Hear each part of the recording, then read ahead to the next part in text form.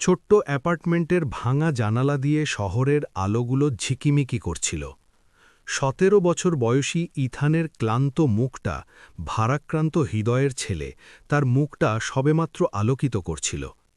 তার বাবা বহু বছর আগে চলে গিয়েছিলেন এবং তার মা তাদের ভাসিয়ে রাখার জন্যে ২টি চাকরি করতেন।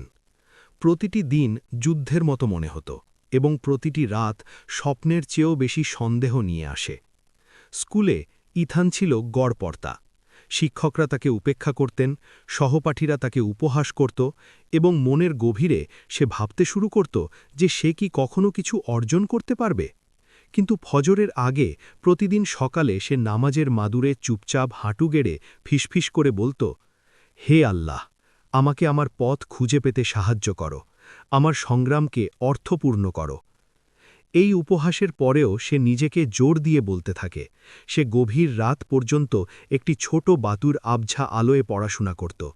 সে লাইব্রেরি থেকে পুরানো বই ধার করত, নিরলসভাবে অনুশীলন করত এবং কখনো গর্ব বা লজ্জাকে তার শেখার পথে বাধা হতে দেয়নি।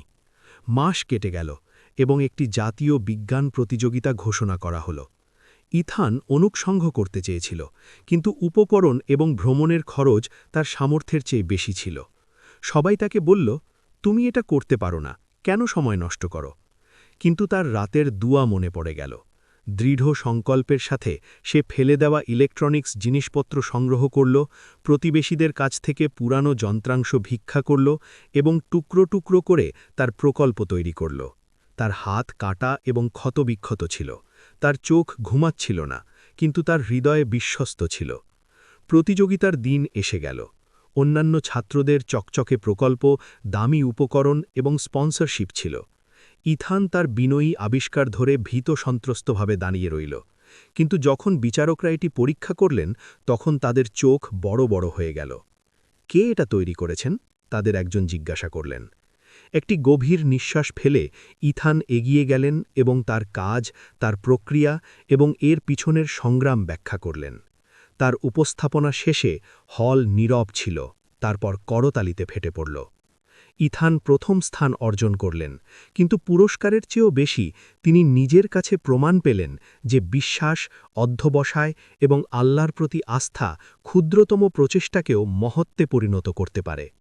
বছরের পর বছর ইথান তার পুরনো পাড়ায় ফিরে আসেন, সেই ছেলে হিসেবে নয় যাকে উপহাস করা হতো, বরং একজন দক্ষ প্রকৌশলী, একজন পরামর্শদাতা এবং আশার প্রতীক হিসেবে। একটি ছোট ছাত্রছাত্রী ভর্তি ক্লাসরুমের সামনে দাঁড়িয়ে তিনি বললেন, তোমার পটভূমি তোমাকে সংজ্ঞায়িত করে না, তোমার সংগ্রাম তোমাকে সংজ্ঞায়িত করে না, কেবল তোমার বিশ্বাস, প্রচেষ্টা এবং ধৈর্য নির্ধারণ করে তুমি আসলে কে। কখনো হাল ছেড়ো না, আল্লাহ তোমার প্রতিটি পদক্ষেপ দেখেন।